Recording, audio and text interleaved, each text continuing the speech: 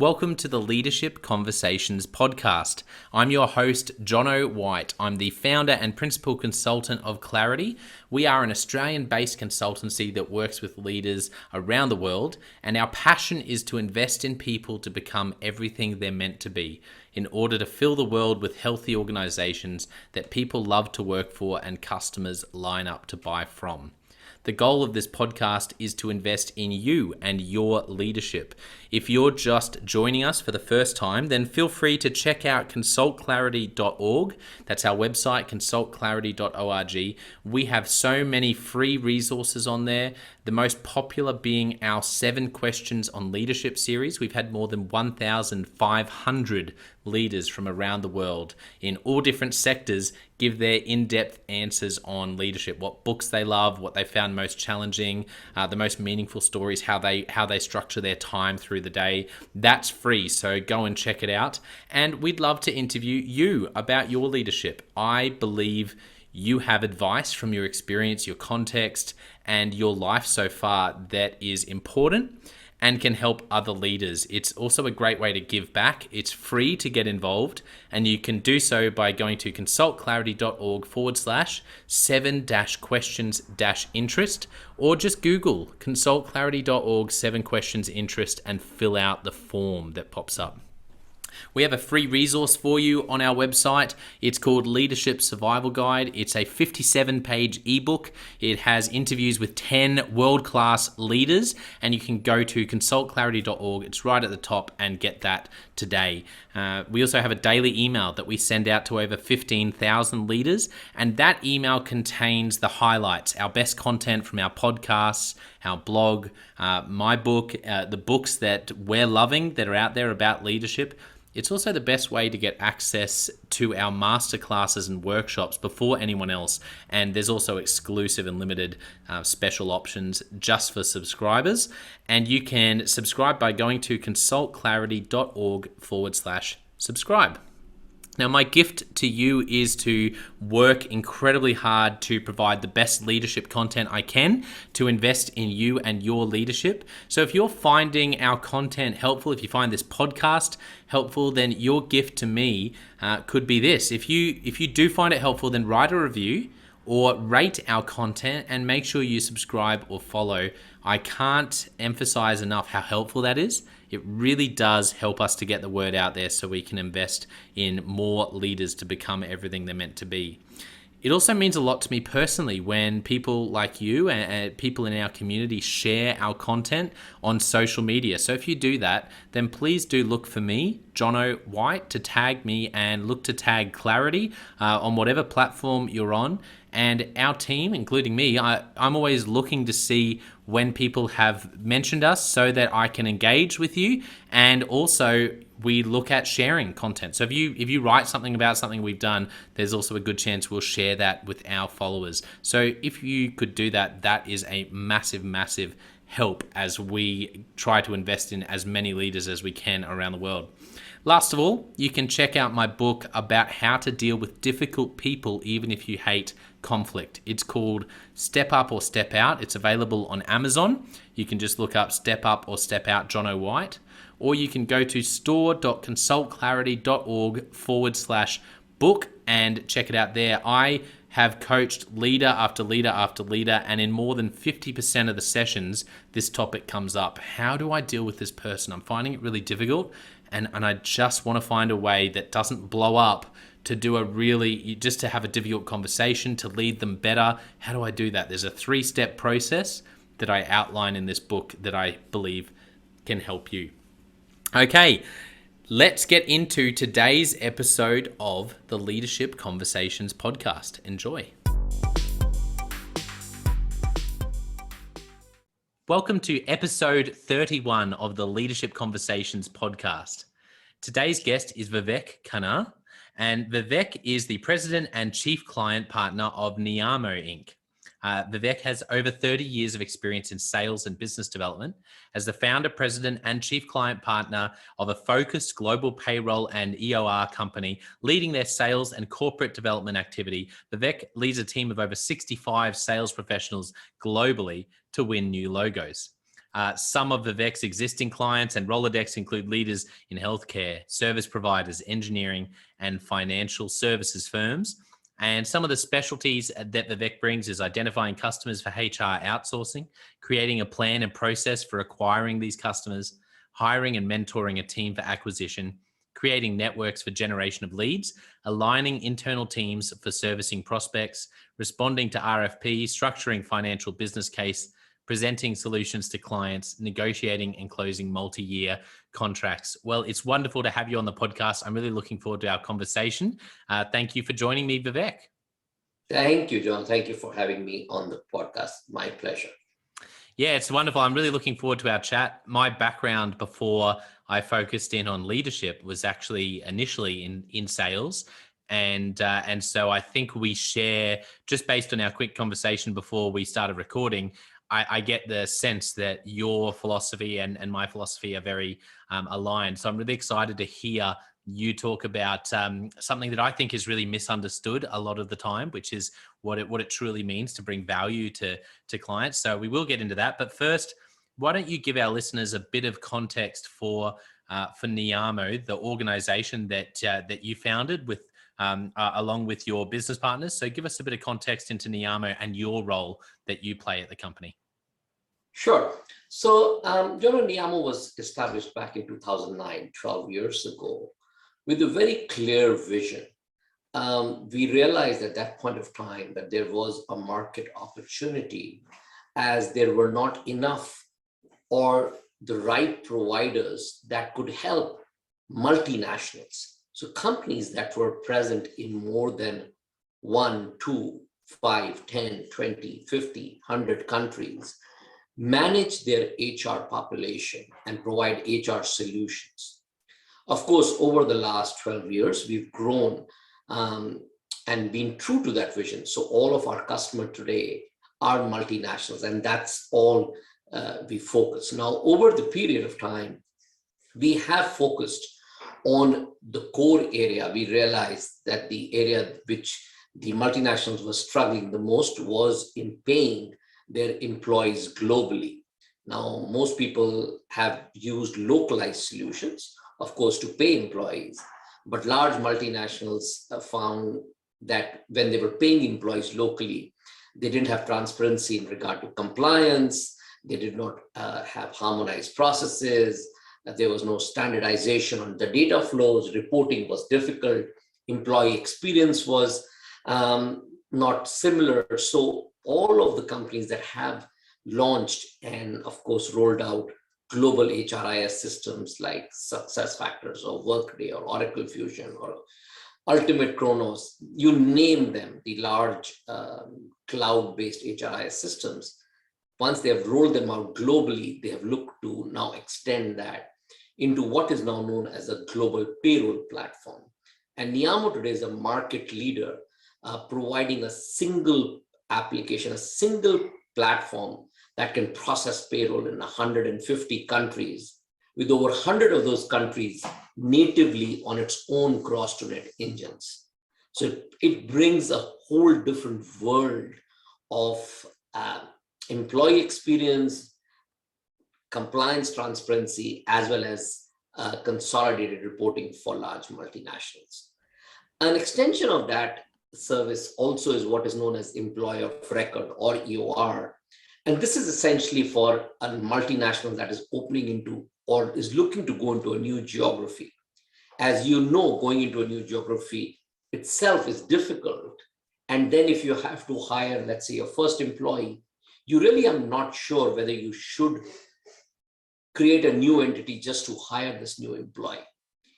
Or if you will not last in that geography, then when you let the person go, what do you do with the new entity that you've created? So a company like Neeyamo brings in an entity and acts as that mediator between the multinational and the new geography employee, so that we can enable them to quickly hire and deploy talent anywhere on the globe. So we can do this in all the 150 countries that we already service for large enterprises. So that's what Neeyamo does. We basically help multinationals deploy HR solutions for their employees globally, and more specifically in paying those employees. Yeah, fantastic. That's a very clear explanation. I can see why you're the chief client partner. You're no, that's a wonderfully clear explanation. I can see how that must be a big problem that multinationals have, and maybe before Nyama didn't realize there was a solution, and you come in and say, actually, there's a much easier way to do this extremely complicated process through our software. Absolutely. And in our case, it's, John, it's not just a software. It is a software backed by services, and services that are deployed and provided from 50 different locations globally today. Wow. Our corporate aim is to be in 100 countries with our own infrastructure. We are in 50 today. So we aim to be in 100 countries with our own infrastructure, so that not only we have the software, but then the on-the-ground presence to enable and service our clients. I love that. That's a wonderfully clear vision as well. So thank you for giving us a bit of a picture into Neeyamo. Now tell us a little bit about Vivek. Tell us your story, some of the specific moments that really led to you becoming the leader you are today. So, John, I'm an accountant by profession. I was motivated by an uncle of mine because I wanted to join the family business, and he laid it down as like a rule that he would not allow me to join the business unless I completed a professional education, and I chose to become a chartered accountant in those days because it gave me the opportunity to learn how businesses run. And understand the financial aspects. Now, I have never practiced as an accountant from the day I graduated as one. That was back in '88, so nearly 33 years ago. But that education has stood by me very well throughout my career as a salesperson, because I can understand the business value and I can articulate that business value to the client that I am speaking to. So yeah, from an accountant and running the family business, and then the internet bug caught me, and then I went into the corporate world, spent 10 years with a corporation, roamed the world with them, acquired relationships. And then I was fortunate enough to meet some excellent people along with whom we were able to fund Neeyamo in 2009. And since then, I have led initially as the only salesperson on the team, and then now slowly growing the sales team today that acquires and ensures that we continue to grow our revenues. Yeah, that's a wonderful snapshot of your career, and I appreciate hearing about how your accounting degree and understanding how a business works really positioned you for sales. That's not a correlation you often hear. You'll be surprised, actually, the number of people that are from an accounting background. Well, the most common ones that people don't think of as salespeople, but are essentially salespeople, are two people in the function. One are investment bankers, corporate bankers, and financial advisors. All three of them are sales functions. Investment bankers sell investment banking deals to corporations. Corporate bankers are selling corporate solutions to corporations, and financial advisors are selling financial products to individuals. All three are actually salespeople. Yeah, true. I've never thought about that. That's such a good point. And when it comes to sales as chief client partner, what do you see as some of the biggest misunderstandings in sales when you look at companies around the world? And when it comes to selling, is there anything in particular where you see companies are making mistakes, or you see an opportunity for growth in how organizations sell? Is there anything that, from your experience, starting with just yourself, now leading a large team, where you go, oh, if companies could just do this better from experience, that really leads to a great culture of selling and selling for value. Correct. So, John, it depends upon what you're selling, right? If you are selling a widget, you're selling a very well-defined product, then your approach is very different. The customer is very well aware about what you are selling to them. The length, the breadth, the scope, the dimensions of what you are selling is very clear. The feature set is very clear. And the process requires a very different kind of salesperson.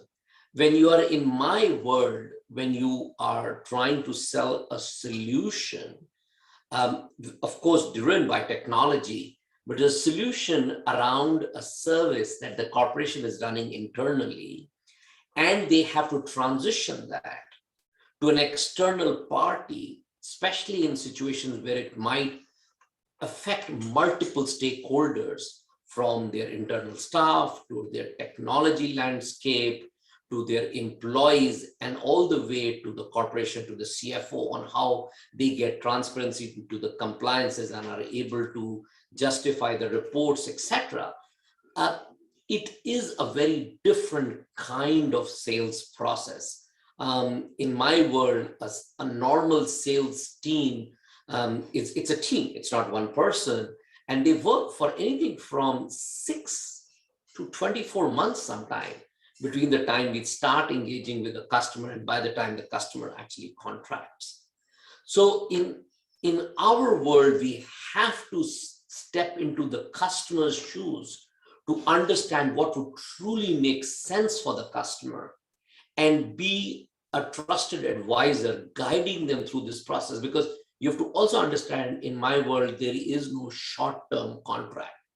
Most of my contracts are at least 3 years, typically Wow. 5 to 7 years. So you're entering into a very long-term relationships, and you can't lie into those relationships, right? So what typical people Yes. think that salespeople fib and lie and they don't tell you the truth doesn't apply in my world. In my world, you have to be upfront. You have to educate the customer as to what the possibilities are, right? They may not be aware. So you have to educate them about the possibilities and guide them towards what is possible, as well as enlighten them as to the risks that they might encounter and how those are to be mitigated through this journey.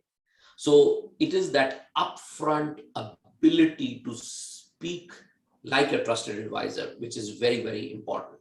And hence, when you step into the customer's shoes and start thinking like the customer, then you devise solutions that are a win-win. Of course, nobody is going to sell something where they don't make money, right?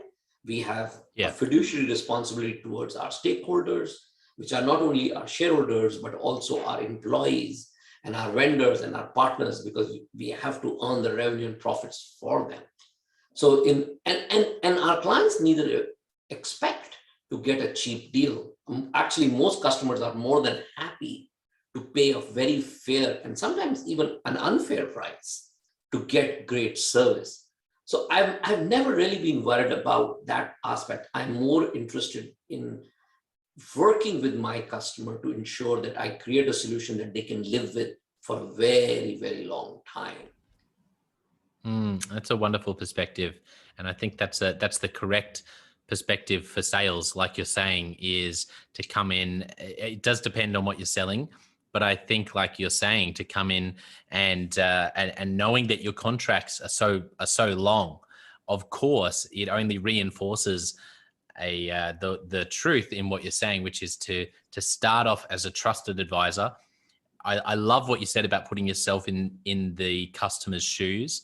Are there any tactics you use? Is there anything that you've picked up to either internally for yourself understand what it's like in the customer's shoes, or to ask particular questions to understand what it's like to be in your customer's shoes? Well, there is a sales trainer by the name Mahan Khalsa, Mahan Khalsa is Khalsa, part of the Stephen Covey group. And I came across his book maybe 15 years ago, and it made a tremendous difference to the way I would approach with customers.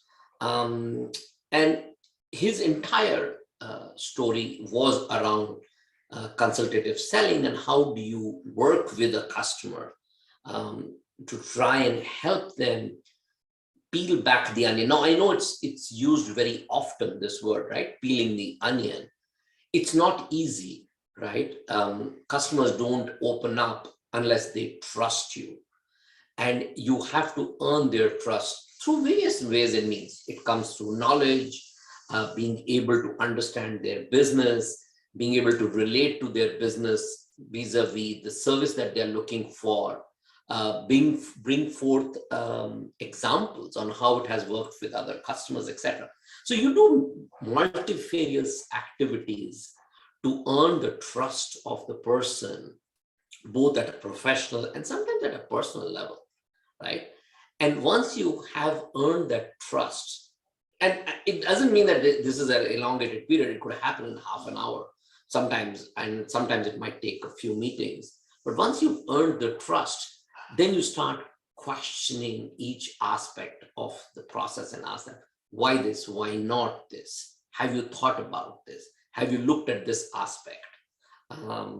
So if you are, for example, in our world, you are looking at a consolidated payroll, have you looked at how the input would come in? What are the different systems? How would implementing the solution affect your local teams today, right? Are you ready to look at the redundancies that might occur?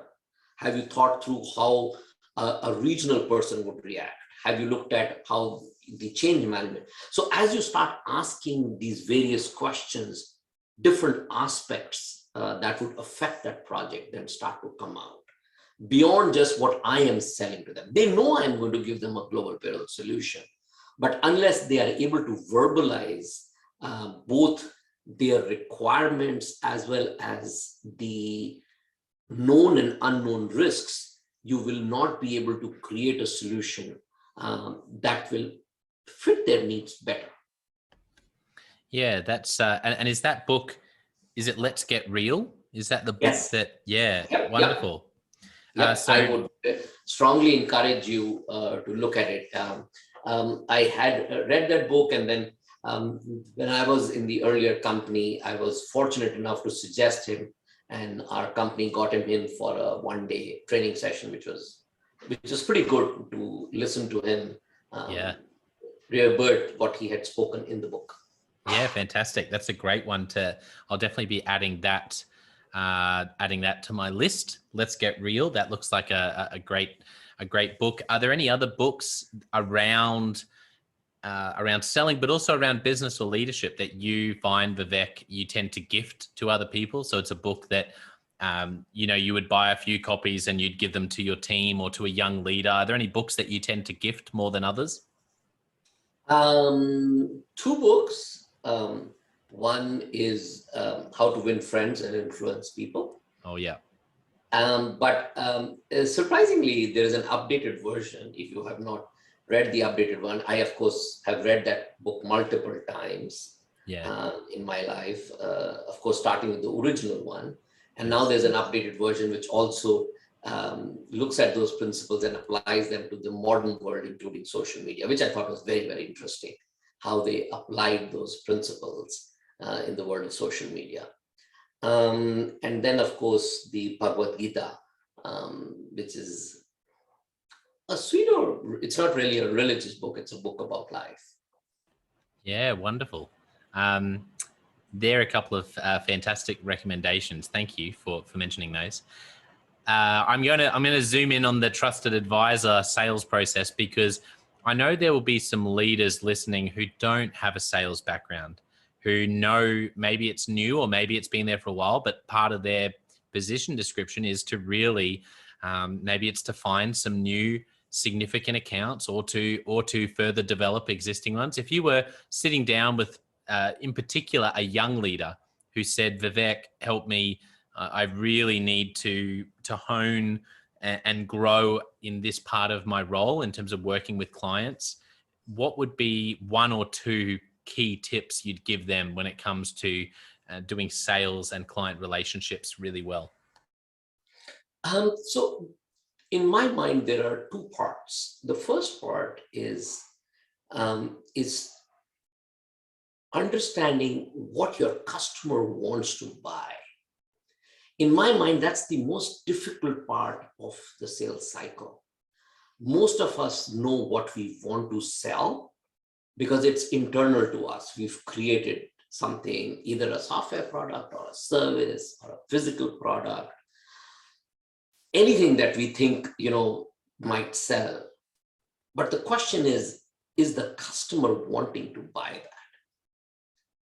And not too many people spend time or iterate with various situations to figure out what their customers are wanting to buy. What are they willing to pay money for, right? Because that's what buying means, right? They're willing to part with something so that you can provide that service, whatever it might be. Now, the question is, that's the most difficult part of sales, because once you've figured out what they want to buy, after that, then it becomes into a widget, because then every part of your pitch to the customer resonates right away. When you tell them what you are selling, they immediately can relate to it, right? So yes, spend the time to talk to your customers, understand what are they buying, why are they buying that, how can you make what you service as either as a product or solution fit into that landscape, or for that matter, how will it make their life different? The old adage, pain or gain, right?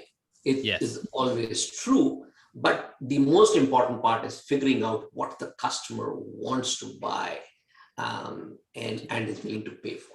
Can I just ask you before you jump to the second part, because this is fantastic, and I know listeners will be thinking of the same question.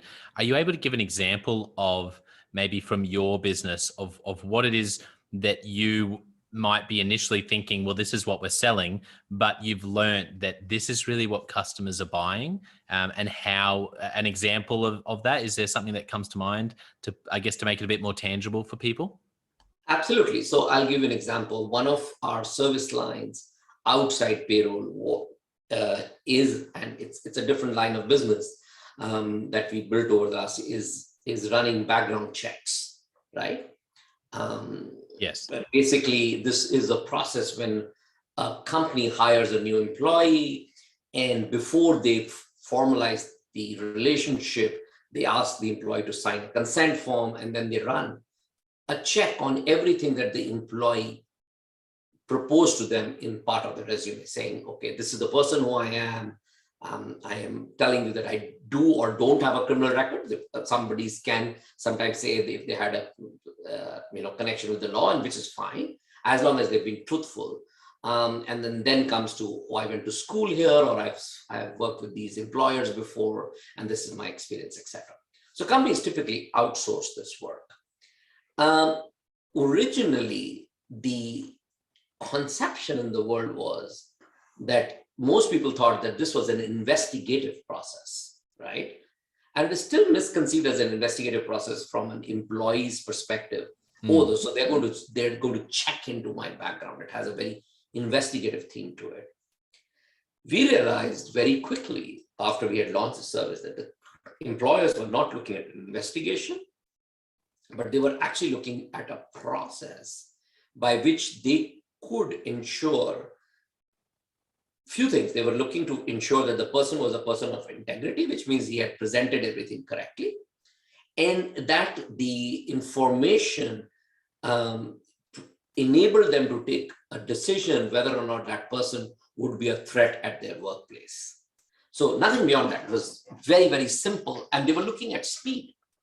So most customers were not looking at somebody spending days and days trying to investigate the new employee, but they were looking at speed at which they could deliver. And a classic example in our industry of a company figuring that out even better than us is a company called Checker.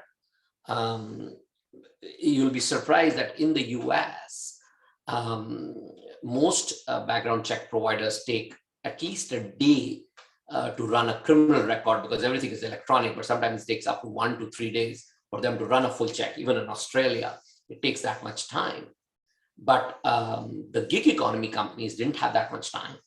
They needed to make a decision reasonably quickly whether or not they were able to bring on that person to be either an Uber driver or a DoorDash delivery person or a part-time person at a place. They needed to do this very quickly. And Checker focused on that. They realized what the customer was looking to buy. And they focused on building a solution that is extremely rapid. It may not be as perfect as what some of the other providers provide. So it was all a matter of statistical risk appetite. Some of these companies had a greater risk appetite, and they were okay if you were 95% correct, and they didn't need to be 99% correct. And hence created a solution to deliver the same service, which is 95% correct. Whereas another company like Boeing wants it to be 99% correct, and they're willing to pay and wait time. Same service, but the customer is wanting to buy something different. So if you are a provider who does everything in 3 days or 5 days, 7 days, or more investigative, and if you were to go to a gig economy company, they will throw you out. Yeah, that's right. That's a fantastic example. example. Same service, but it just depends on what what is the customer looking to buy. Cars, right? Yes. You can make a Toyota, you can make a Mercedes-Benz. Both cars sell, but you can't sell a Toyota to a Mercedes-Benz buyer, and you can't sell a Mercedes-Benz to a Toyota buyer. You have to know what your customer is wanting to buy. Yeah, that's good. Yeah, I like that example of really what you're saying is around the background check. There were some customers and they wanted to buy speed. They didn't want to buy depth. They didn't want to buy, this really long, deep investigative process. Correct. For them, it was just wanting to minimize risk, and speed was really what they wanted to buy. And so Checker went and made sure that they were selling a product that fit based on speed. That's a great example. So what's the second part of your thoughts on that, Vivek? So the second part is on client relationships, right?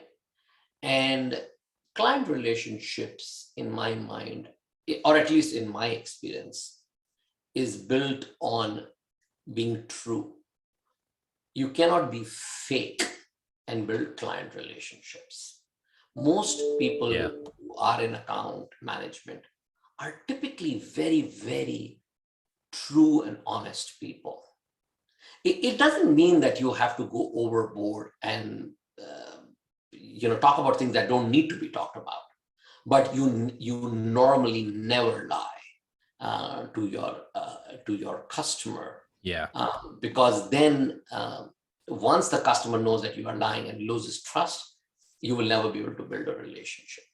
It's like any relationship in life, right? It's like when you have a friend, you innately trust that person, that person will tell you the truth and will think in your benefit.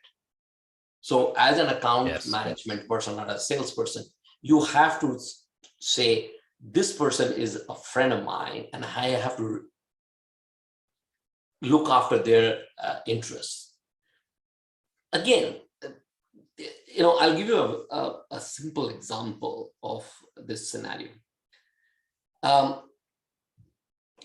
Pick a good luxury chain, right? A Ritz-Carlton, Waldorf Astoria, Fairmont, pick any of these chains, right? Yep. When you go into these hotels, the hotel already knows when you check in that you have the capacity to pay for their fees and charges. After that, any service that they provide to you, they don't think about the fact that will you pay for it or not, or they don't nickel and dime you, right? So if they serve you a cup of coffee, you will notice that let's say you go to a regular hotel and buy a cup of coffee, they'll just give you coffee. But if you buy a coffee at a Ritz-Carlton, it will always come with a biscotti. They have thought about what does it mean to make you happy beyond just giving what you wanted. And that's why people keep going back there, back and back again, and paying $20 for a cup of coffee that they can buy for two. Yeah. So finding a way to exceed expectations. Correct. So in client relationships, if you start thinking for the client and you start looking for ways to do that extra, the client automatically then starts to rely on you and then doesn't question you when you come back with sometimes a request that, typically other client would just drop off, because they know if you're doing that, you're most probably doing it for their benefit. So yeah, long-term relationships are, in my mind, built on these principles of being truthful. Again, as I keep saying, step into the client's shoes and keep asking, what would I want if I was in his shoes? What would I want from this person? What would I want from this relationship? Always being ready to acknowledge that if the client has contracted with you, they are more than willing to pay for your services. Otherwise, they would have not contracted with you, right? Yeah, absolutely. That's a really great explanation and a couple of really good points around. Don't just focus on what you sell, actually understand, do the work required to understand, which in my experience sometimes means whiteboarding with your team and actually thinking really carefully. It can actually be very challenging, but once you understand what the client wants to buy, and then the second part is to focus on that relationship, build trust, exceed expectations. And then what will happen is when you do have a request that ordinarily someone else might not want to take you up on or not want to give you time for, they'll actually listen because you've built that relationship and that trust. That's wonderful, Vivek. Just as we wrap up, did you have any final thoughts for listeners? Well, the final thought in my mind, two. One is that if you intend to be a sales leader, or leadership in sales is leading from the front, it's not management. It is not a people management job. At least it's my value. If you are a sales leader, the best of the sales leaders are the ones that who sit with clients along with their sales teams, whether it be their the account executive or their regional managers or national managers. They work with them, and the salesperson knows that push comes to shove, your sales leader will be there to help him close. So it's a leadership job, not a management job. The second part in my mind is sales is not for everyone. It's a very fun job. It's a great job, and you truly can enjoy yourself in this job, but only if you like being with people and enjoy the hunt of being able to work with things that are intangible, work with rejection, etc. If you're not that kind of person, don't waste your time coming into this profession, because it will disappoint you more than give you happiness. But if you're the kind of person that truly enjoys traveling, likes to meet people, likes to understand people, likes to step into their shoes, and is willing to go a mile further, then come to sales. It's a great profession. It's a very satisfying profession, both professionally and personally. Yeah, that's very very well said, Vivek. Thank you for sharing that. And thank you to our listeners for tuning in. I know this would have been helpful, particularly for those who maybe just this week you've been thinking, how can I really develop this part of my business, or this part of my team, or this part of my own leadership around sales? I think there's been some great thoughts today. Don't forget, we also have a couple of other podcasts you can listen to. The John O. White Leadership Podcast, where I give you specific content on leadership. And the leadership question of the day, we'll ask you a different leadership question every day. So make sure you look those up and subscribe, because they'll also help you in your leadership. But I just want to finish by saying a big thank you to Vivek Khanna. Vivek, thank you so much for coming on. It's been great to chat about sales. Great to hear your wisdom. And I think a lot of people are going to go and think a little bit differently when they go and meet with a client this week in their organization. So thank you so much for coming on. Thank you, John. Thank you so much. It was such a pleasure talking to you. And I hope whatever tips and suggestions I made are valuable to someone.